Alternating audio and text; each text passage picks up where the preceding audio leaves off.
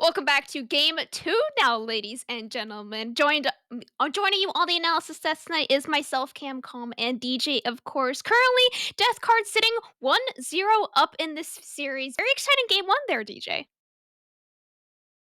It was pretty exciting, Cam, as they are hopping into draft. Do have a couple of minutes, do about a minute to wrap it up, of course, and just do want to say, not necessarily an unexpected result, I would say, after seeing the draft from SDC Death Cards. But as Finnick mentioned, they certainly did not execute as cleanly on their Wombo combo as I think we expected. It did open some opportunities for 4 Monkeys 1 Coach, and while they did make some good plays to try to keep themselves in the game, they just could not stop nukes from accelerating out of control on that Lilia in terms of farm. They made one good play around mid lane for that triple kill, and it was practically over.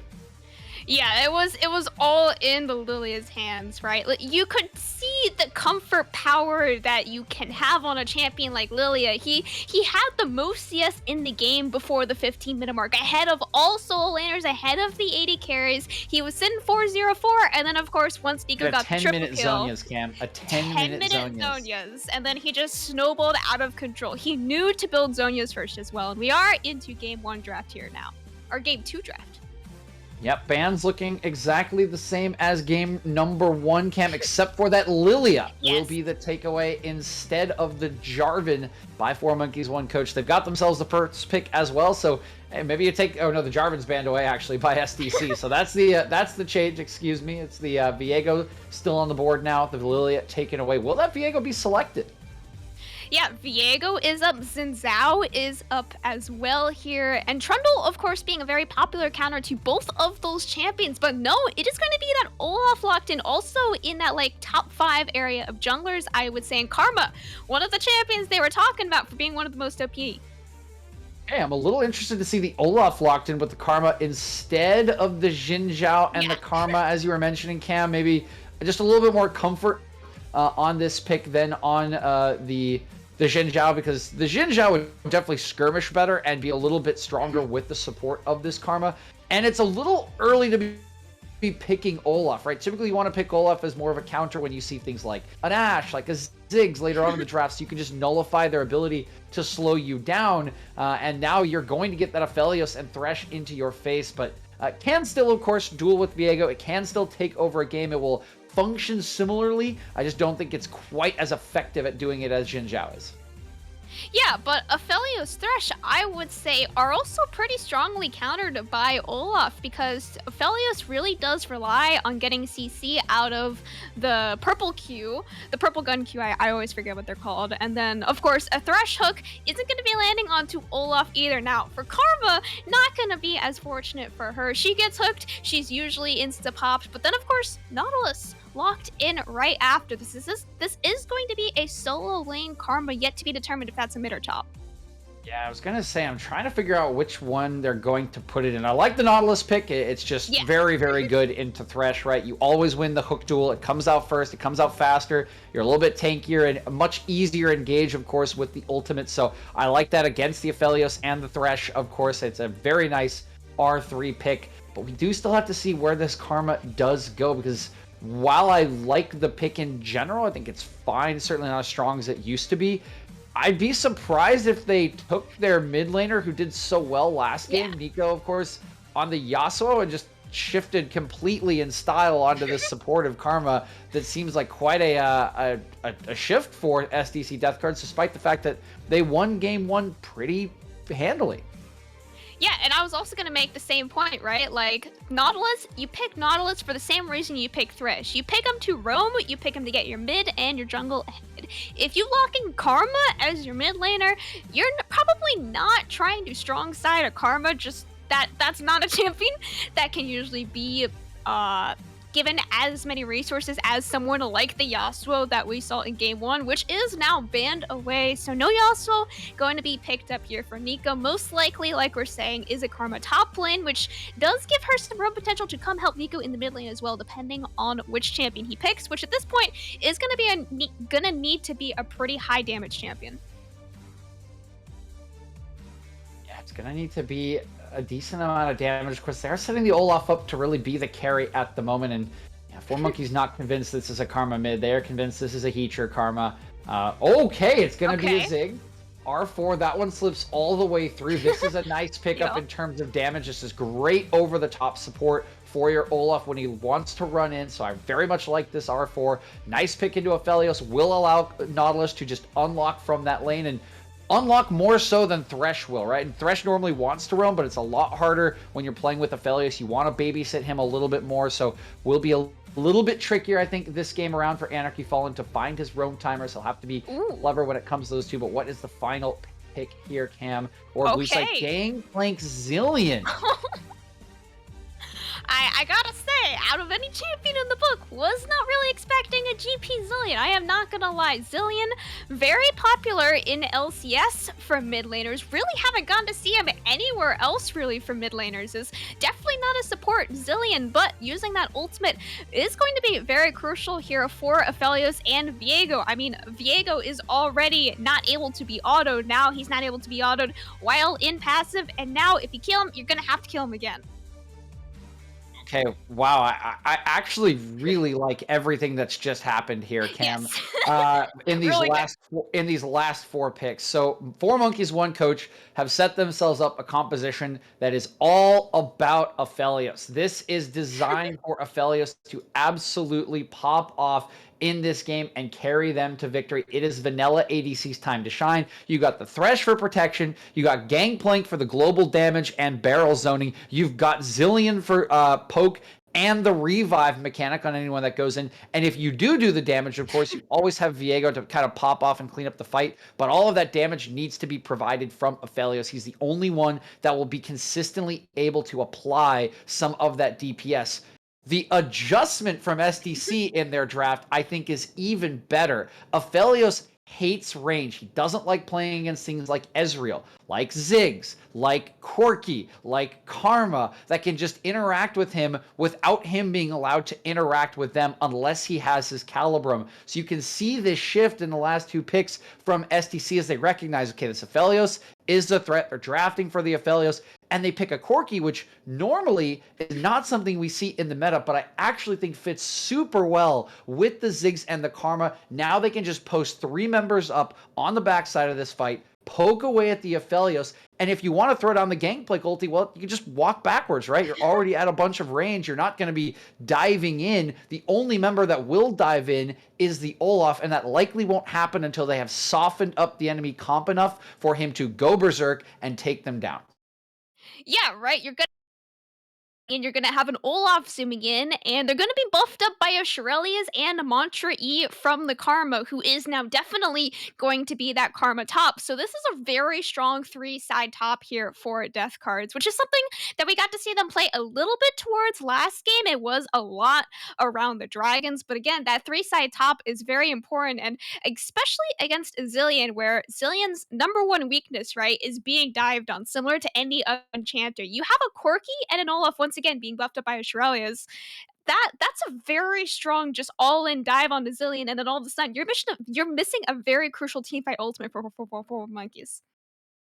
Yeah, certainly have a lot of options with that Karma. It will provide the support this composition does need. And again, I think the most interesting thing, Cam, is these compositions, right? We've talked about what they want, right? Who's going to pop off? Aphelios, Corki Ziggs, probably, right? The main damage and the main source of, when the go button is, depending on how much poke they get out for SDC Death Cards. The interesting thing is that these days in League, we often see two team compositions that want different win conditions, whether that's split pushing, right, versus team fighting. Both these teams want to team fight. There's really only one champion on either one that can split or go into a side lane. Gangplank for four monkeys and the Corki for SDC Death Cards can probably match each other, but neither one really hard wins the side lane. It's very much a skill matchup as to whether you can land the barrels or the rockets. This game is likely going to come down to full on 5v5s and set up around objectives. Both these teams want these objectives. They want the setup to be appropriate so that one can engage or one can poke, and it will come down to how they execute around those objectives, which means that this could be a banger and could be a longer game than the one that we just saw. Yeah, Vision is going to be the name of this game too here. Now, DJ, is your prediction still sticking with Death Cards here? Do you still predict a 2-0? I am still going to predict death cards. I think they have adapted their strategy really well throughout this draft, and we're super flexible throughout. I think they have the tools to win the game. And again, based on the game one, where they sort of just held four monkeys, one coach at arm's length, not even needing to play their best to win the game, I think they will come out on top. But I do think this game will be harder for them than the Yeah. game one was. It's way harder for them to snowball in the early game when you have this sort of neutralizing Karma lane, this Corki that just wants to farm, and a Ziggs that just wants to farm. They probably will not get as far ahead as they did in the early game. And again, I see it very much coming down to, unless big mistakes are made, fights around objectives. So keep your eyes on that second Drake, that third Drake. This is where those teams will be on their item spikes and will want to fight. But before that, almost everyone here just wants to farm and get to a stronger point. Yeah, it's a very opposite kind of game to game one, where Death Cards game one, they had a very, like we were saying, one-sided draft. They had one wombo combo, they either hit it and won the fight, or they lost it and lost the fight. Now it's kind of on the other flip side here for Monkeys. They either keep Aphelios alive and they win the fight, or Aphelios dies and you're most likely going to be losing that fight. And with that Spectator delay taking down, going into game two here, once again, 4Monkeys currently down from game one against Death Cards. Don't go anywhere. Axeman87 and Finnick will be joining you right on the Rift here.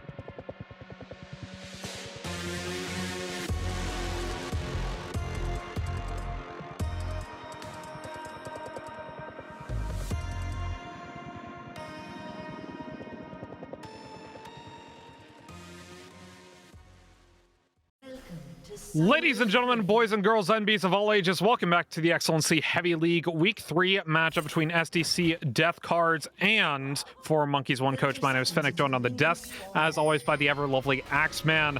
We are into game number 2. SDC Death Cards, they got a very good game number 1, but there were cracks. We'll see if 4 Monkeys 1 Coach can exploit them, as it looks like the comps are a little bit more stacked in 4 Monkeys 1 Coach's favor in this laning phase. Yeah, they got some pretty good lanes here over on the blue side for the Monkeys and their coach. But I don't know. I like the chances of the Death Cards here. I predicted them 3-0 in this 3-block going into game 1. And I'm staying strong with that one. I think they're going to take this game as well. And particularly, I think Nukes is going to run this map here, Finnick. He did it in game 1. I think he's going to run it back here in game 2. That Olaf, very strong in competitive play, not so much in solo queue, but in comp, he's pretty nice. Easier ganks, better communication with the team, and actually bring some folks to objectives and competently fight over them. Nuke's is going to be taking advantage. So SDC Death Cards is a team that formed out of the Seasonal Draft Championship League, which is a mixed rank draft league, where there are different tiers of players, and you have to have a certain number of people on your team, and you have a certain number of points you can use throughout our season and put them out. So it's a mixed rank league where every player basically ends up having to play games. I participated in season 3, have not participated since. Nukes was one of the best players in the league at that point in time. He was playing mid for them in week number 1, now playing jungle. He is a very strong player in both these positions, as Heacher getting the early trades onto Fed, as he did reach level 2 first. And something to be said, top lane Karma, extremely strong into certain matchups, mostly because Mantra W gives so much healing and restoration in that lane, that it becomes very difficult to actually poke a Karma down. Definitely, and you have poke built into the kit as well. You get the Qs going, the empowered Qs, and big hook down bot side. Aaron Q Legend might be in trouble. Takes a lot of damage. But yeah, Karma laying down the poke at pretty extreme range as well. We talked about them outranging Gangplank for the majority of this game. Bot side into the root, and the first blood over to Habibi Poppy off a nice sapling charge as well. And yeah, I mean, Ziggs is a strong lane. He's going to win the lane against the Aphelios. You just have to be careful and use your range to your advantage when you're playing this Aphelios lane. Ziggs is not short on range by any stretch of the imagination. One of, I would say, the 2 artillery mages, but he doesn't really play from that range until you get towards those fights, right? In lane, he's a little bit further forward. Yeah, a little bit further forward. You gotta make sure you're within XP range of the CS, and make sure you're within auto range of them too, to make sure you're last hitting effectively. And he's run out of mana now, but yeah, you're right. That range, super crucial for him here in these early levels. Here's Diego. Flash play into the damage from Vanilla ADC, but Habibi Poppy was untouched for a bit, got a satchel charge out. Meanwhile, 1-for-1, the top lane as Pierce Blade goes down in a 2-for-0 bond. It's 3-for-1 across the map, double kill for Habibi Poppy, as not for Habibi Poppy, excuse me, for Chase BF. Yeah, Chase BF picking up both those kills there. Sick gank from him, right? Love to see that early game aggression. Nukes will trade back topside for some CS, but he's still behind, right? The clear speed from Viego is a little nuts, and the clear speed from Olaf has seen better days. He's got a nice clear normally, but clearing has become a bit of an art form here in Season 11, and now towards the end of the season, it seems like almost every meta jungler is just meta because they can clear the jungle super fast, and unfortunately that's not really Olaf anymore. But Shay's boyfriend, nice gank, nice pathing too, making sure they're staying ahead despite getting invaded. Nuke's just barely keeping up, which is wild, right? Olaf was so strong at the start of the season. Well, I mean, the same thing happened to Udyr, right? Because Udyr had the fastest clear in the game for who knows how long at the start of this year. But it's fallen off to the likes of Xin, right?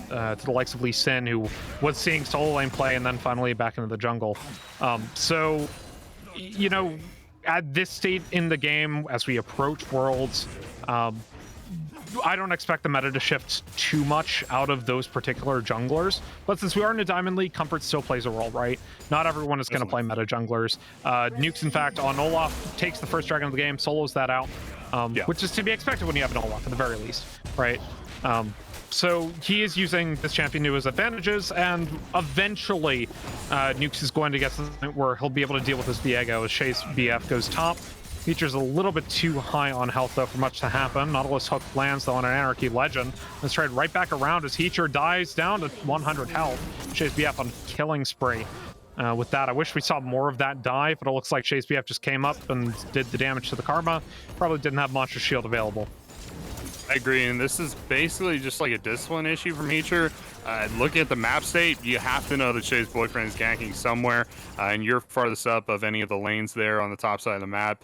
You got to be backing off faster than that. You have a lot of safety in the Karma, but I don't know, you got a low health bar, you're down on cooldowns, and he gets caught out. It's unfortunate, but that's how it goes. That map state, by the way, Nukes just soloed Dragon. You have that. It's a global notification. Both your junglers are even in CS, meaning that Nukes spend a bunch of time taking this Dragon solo and not CSing. Meanwhile, Shay's boyfriend is staying even. That means he's doing something, and there's nothing else on the map except you. So, you know, he's ganking you. Yeah.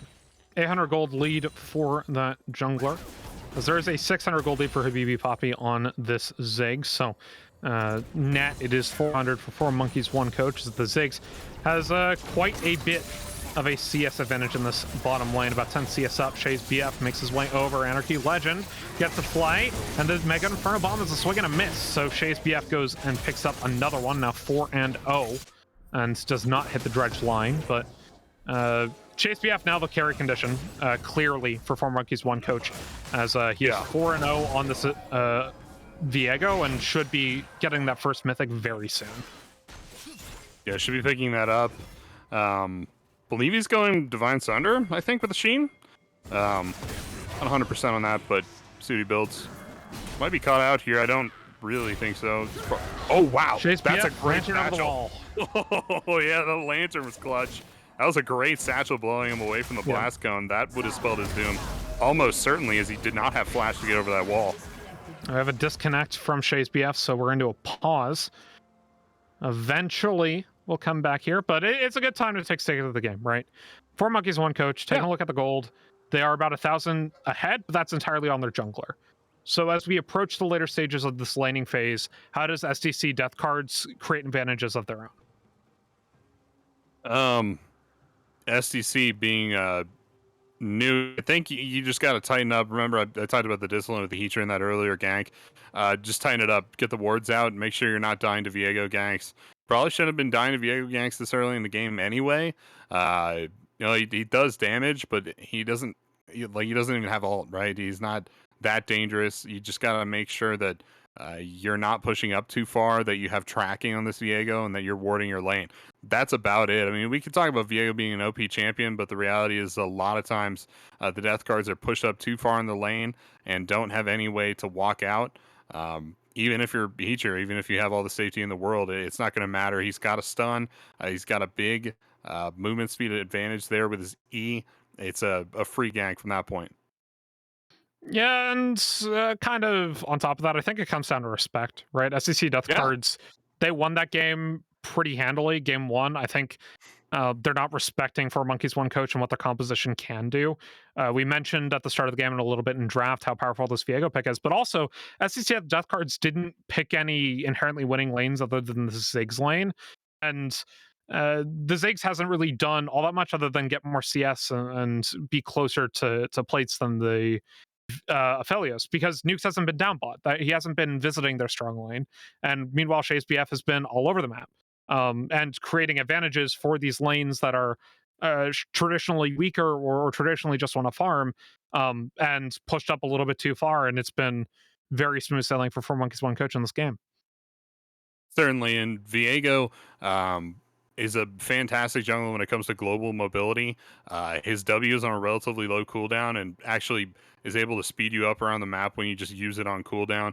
A lot of Viego players won't do that, but if you're accomplished on the champion, you know little tricks like that just to keep you moving. E, hitting it on the right terrain too, moves you around the map quickly as well. And a good Viego will do exactly what we're seeing here is just tons of global map pressure, applying it everywhere, making sure that you're not being tracked, and going all around the map trying to get as fed as possible so that you can really get this snowball rolling. And he absolutely has as he hits level 6. It's going to be even more dangerous. He gets more access to that mobility, and starts really racking these multi-kills as these early skirmishes start to break out over objectives. I don't see the death cards getting too many dragons after that first one that they were able to solo up early in this game. And kind of to that point, as we take a look later in the game, like you're up against a Felios Gangplank, and while Zig scales decently well and Corki scales phenomenally well, Olaf is one of those champions that kind of falls off if he's not super far ahead, at least in terms of teamfight utility. Yeah, he still has a bunch of damage, but his tankiness eventually goes down to the point where he can be bursted by an Aphelios, by a Zillion, if he's not careful. So by this mid-game point, SDC needs to figure out how to swing momentum in their favor. They need to be able to get this nukes Olaf off the ground before it's too late, because otherwise they also get outscaled in that late game. For sure, and it is a well documented, I guess, phenomenon for early game junglers, early game champions in general, to be able to make a comeback here pre 20 minutes. He's still very strong. Olaf just is in the early game, and he's keeping up in CS, even though he's pretty far behind the Viego in gold at this point. But yeah, you're right. Any point here up till 20, 25 minutes, Olaf could absolutely pop off, and getting him online is going to bridge them over into the late game. That's exactly what they want to be doing. Broadcast brought to you by AM Grind. Thank you for the sponsorship. AM Grind, show us the color of your grind. It's a pretty good slogan. What do you think? It's pretty good. It's all right. It's all right. Like I stole that from somewhere. This is where I say shill. Oh, yeah. I'm eventually getting my camera back, by the way. This is slight technical difficulties on our end. You get Axe's glorious face instead of my less glorious face, as it were. So there we are. My camera should be coming back in a couple of seconds now. I feel like we've said as much as we can for the time being, so we're going to throw it to a quick break. When we return, the game will be unpaused, and we will be ready with more SDC versus 4 Monkeys 1 Coach. Go anywhere.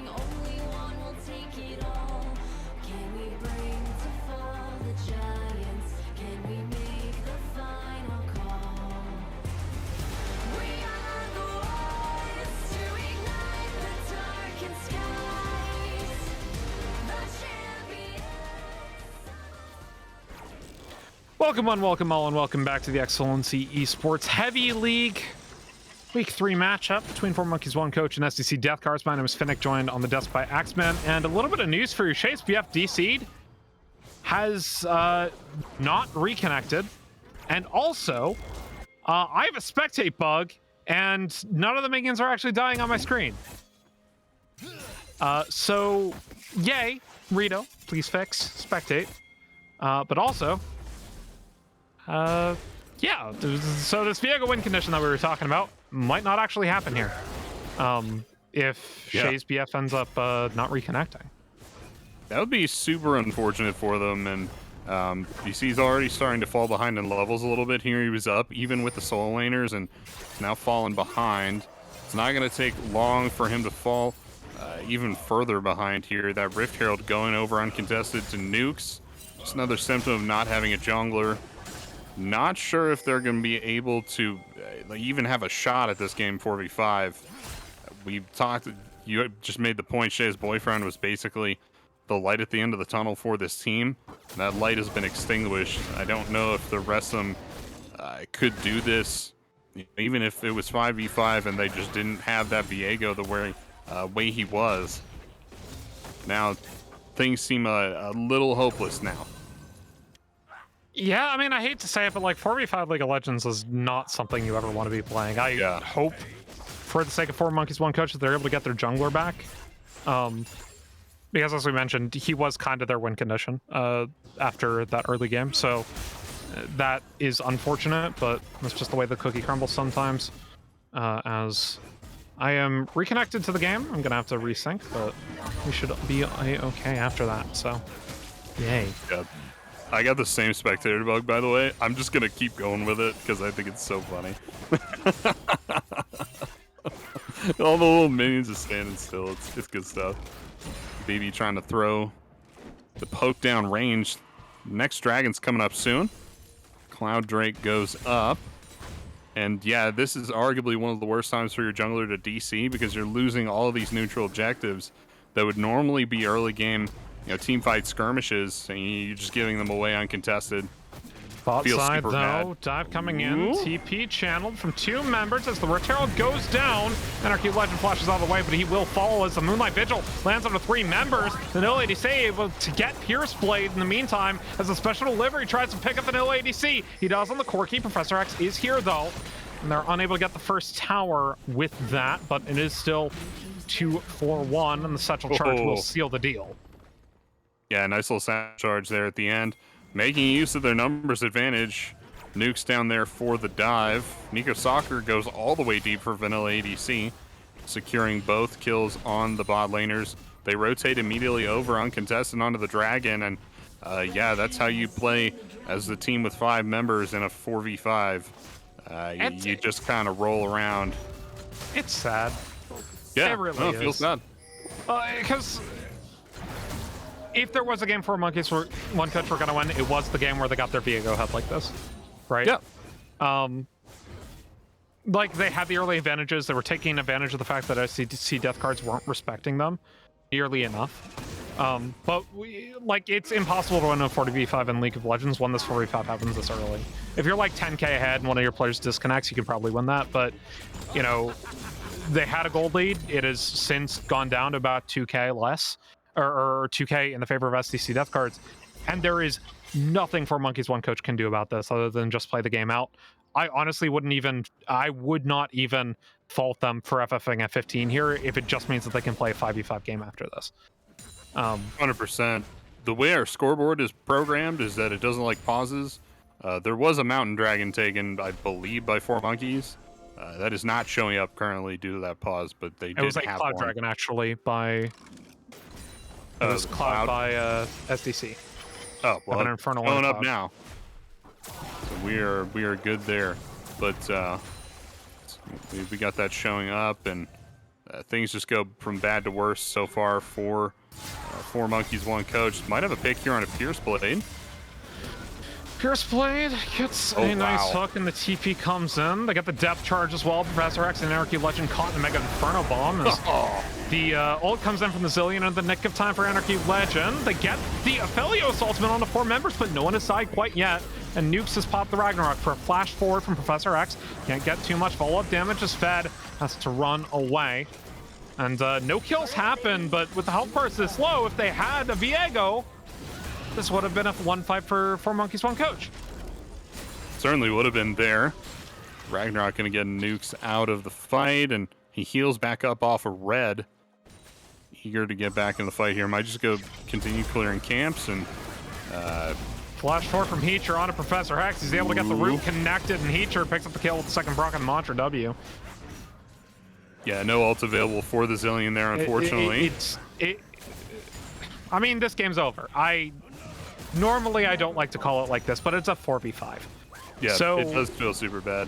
My question to you, Axeman, is if 4 Monkeys, 1 Coach gets Chase BF back in game number 3, do you think that they're going to go with a similar game plan, or do you think that they're going to do something else? And if they don't get Chase BF back in game number 3, how do you think they're going to adapt mentally? Like, this has to be such a mental boom for any team to lose their jungler that's carrying the game, and then be unable to play with them for the rest of the night, or for the rest of the game. It really is, right? And one thing I will say going into game 3 is that something the 4 Monkeys have proven to me over these last 2 games is that they can take a game off of the SDC death cards. And I think that's more encouraging than anything we've seen from the 4 Monkeys so far this season. And I would definitely rate them higher than I did this week coming out of this series, no matter what the result is. It's just, unfortunate result for this game.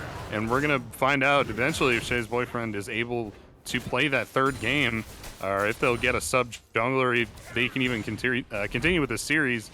I don't imagine you would play a game 3 if you just had 4 going into 5. I don't think that's a good use of anybody's time, but yeah, we'll have to figure that out after this game. But for the time being anyway, it doesn't look like they're coming back, and yeah, no, I think they accomplished a lot this series despite not getting a victory in it so far. And they had good looks in game number 2, or in game number 1, and game number 2 they were winning. Yeah, exactly. And this is a team, like we already said, bottom of the power rankings, but they show these flashes, right? As we see another dive happen bot side, or top side, excuse me. Hook comes in, flash out from Nukes to get the pull back. Yes, Vanilla ADC has to go back over with the Lantern, and Baby Poppy picks up Fed in the meantime. Jeez. And here comes Nico Soccer over the wall. Vanilla ADC pops the heal. They got the dredge line just barely to miss, but Nico Soccer still picks up Vanilla ADC. Nico Soccer flayed back under tower, has full health. Gonna try to get Anarchy Legend down, gets shielded up in the meantime. Stunned off by Professor Hex. He's able to barely survive as the bomb finally takes care of him. It's 3 for 1. But it's a 4v5, so, that's expected, right? And kind of moving back towards 4 Monkeys, 1 Coach. Like, they had flashes of brilliance in their 3-0 loss, week 1 versus AoE Hope, right? Professor X looked very good on Ziggs when they played it. Vanilla ADC has shown some very strong potential as well. So this is a team with potential. Week 1, they definitely didn't have the communication down. Week 3, they're looking a little bit better, a little bit more communication. We'll see if they're going to be able to, move up in the power rankings and potentially get some serious wins around that mid-season break. We'll see if they, up against maybe MG and Fusion, or maybe AoE Unleashed, as they seem like the weaker AoE team at the moment. They might be able to get some games and maybe a series win. Hook lands onto Anarchy Legend, who flays away, but there's not much left for his team. Special delivery from Nico Soccer over the wall as Nukes picks up Anarchy Legend. And like, these games are really difficult to really talk about, because everything that's happening now is just a foregone conclusion. And, Olaf, okay, gets 2 kills, dies to the Zillion. But, like, they're not playing with any respect at the moment. Like, if they were playing with respect, they probably wouldn't have lost Nukes there. But because it's a 4v5, it's like, hey, let's just do whatever we want. And, it's unfortunate. It just is. Yeah, definitely. And, hey, that's the kind of play I think I would make as an Olaf in this situation. Just try to play as aggressively as possible. You're on the clock, even in a 5v5 game, to try and get this game over as quickly as possible. It's also worth noting the team comp from the Death Guards scales pretty well, but is almost all magic damage in the late game, which is one heck of a weakness, right? That's not great. So Pierce Blade with the hook here. Anarchy Legend, he's already popped the box, gets a hook on a Pierce Blade. Okay. Karma E out of the way. Anarchy Legend had a bomb on him, taken down by Nico Soccer. Hook lands on Fed, but not Professor Hax. So Hax is able to get out. So they continue pushing in these waves. Nukes is just farming his jungler. His jungle at the moment, because his 4 are now ahead. 4-1 and 2 Nico Soccer, 3-1 and 3 Habibi Poppy. He doesn't need to be anywhere. Hook lands on a Pierce Play. Fed goes down. As Vanilla ADC, rooted up by the Karma, and Rocket nearly does him in. Oh, yeah. That was a close one. That's a great hook, Flash, too, by Pierce Blade. Teacher, Mantra Q, swing and a miss. Well, but the game's over. I feel so sorry for Monkeys 1 coach right now. Yeah, and it happens, right? You get connection issues, and it's unfortunate, but gotta keep playing, gotta keep soldiering on. That was close hook, man. Pierce Blade is deadly with his champion. Yeah, Vanilla ADC has to flash away, and BB Pompey gets a bomb down. Doesn't really do too much with it. And a cannon barrage just to clear that mid wave. Baron's up in 10 seconds. Yeah, we can take a look at this goal graph. Let's look at this, right? It was a lead. It was a lead. It wasn't a major lead, but it was, an 8-minute lead for the size of 4Monkey 1 coach. And since then, since the DC, it's just been nothing but downhill. Ragnarok Potts goes in on Vanilla ADC, flashes over the wall, finds the kill. Anarchy Legend next one to go down, but the Zillion Ultimate will keep him alive at the time being. Nico Soccer is here, though. So they prop the Herald, 2-man stun, lands from the double bomb. As Habibi Poppy goes over the wall, CE Fed trying to cut back towards the Nexus. As Nukes zones out Professor Hax, the turret goes down in the mid lane, next the inhib. They're looking for the Dancing Herald. 575 gold left, or 575 health left on the Herald. Double bomb onto Nukes. And I don't think they're going to get a Dancing Herald today, unfortunately. They will get a charge off, though, onto this Nexus Tower. And the Satchel charge to seal the deal. I don't even need Baron. There. Ooh. Pierce Blade, I thought he might be going in there with the Hex Flash, but back off instead. Looking for the Baron, I think, like you said, trying to end this game out. And it's a bit of a mercy killing at this point. I'm sure we're all ready for this one. Once again, we'll have that information for you going into Game 3, whether or not we'll be playing that game with a sub, playing that game without. Say his boyfriend, I don't imagine we'll be doing that, but we'll figure that out for you, and this game should be over in just a little bit. Yeah, I mean, Nico Soccer, he did fairly well in game number 1, right? Hard to watch game number 2. He did well this game as well. But like Chase BF kind of out-jungled Nukes in this game, and I really kind of Yeah, Nukes won the jungle game number 1. He lost it in game number 2. And unfortunately, we're not going to see what that's like for 4Monkeys 1 coach. We have not seen them play with the lead at all this season. And they do have a game win. It's not like this team can't win normally. So maybe the next time we cast them, we'll see a little bit more of those bright spots for them. I hope to see more of those bright spots. We still have a game 3 tonight, but we'll see. As Axeman has said, if Chase BF is going to be there or someone else, a BB Poppy. Caught in a Moonlight Vigil, hooked up by the Thrash, takes a Blast Cone the wrong way, but special delivery comes in the nick of time. BB Poppy flashes out. Anarchy Legend has to flash away, got down by the rocket as BB Poppy barely survives. The heal comes in for the Ziggs, and he will stay just A-okay. Yeah, he'll come up and heal him up there. Oh, there we go. Hack's looking for the double bomb, doesn't find it. He's backing off now. This is Ocean Soul for him. And there it is, and this will be the end of the game. Maybe looking to push in. Guess as good as mine, and I can't stress this enough. 4Monkeys 1 coach were in a winning position. They hadn't sealed the deal, not by a long shot. But for all intents and purposes, it was their game to lose. And due to some, technology stuff, due to some technical difficulties, we'll never see what they do. And that's a little bit saddening to me. Ragnarok pops on a Vanilla ADC, 4-man Mega Inferno Bomb.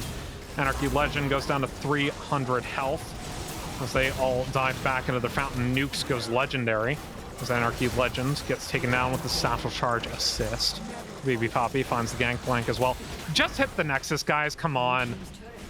Just hit the Nexus. You're drawing out the game too long. This is a little bit BM. We'll see how this goes in the game number 3, though. As SDC death cards take game 2. Please just hit the Nexus. Yeah, keep in mind that a lot of the tie-breaking statistics are like things like game time and inhibs taken. So this is really working against yourself more than anything, but having a little fun there with the end of game 2. We do have word. Game 3 will be FF there by 4Monkeys 1 coach, so we won't be going to a game 3. I think that, we said it a couple times now. It sucks, feels super bad, but takeaways for me from tonight were that 4Monkeys 1 coach are making a great argument to not be in last place for the power rankings. I would definitely consider them putting it at 6th or 5th even after that showing, because that was a much better team than we saw in game 1. Yeah, and Chase BF, new jungler, CE Fed, new top laner. And, CE Fed didn't really look amazing in either of these games, but Chase BF definitely looking like an upgrade in that jungle. We'll see how they progress through the later of the season. SDC Death Cards, though, this was a team towards the top half of the power rankings. Win game 1 was expected, but hard fought, as they did make a couple of mistakes there. And game number 2, sometimes you just get handed a win, you have to smile and move on, but I can't help but feel that we as an audience were a little bit robbed of what could have been an exciting game number 2. With more of that, though, we're going to go to the desk. DJ and Cam, take it away.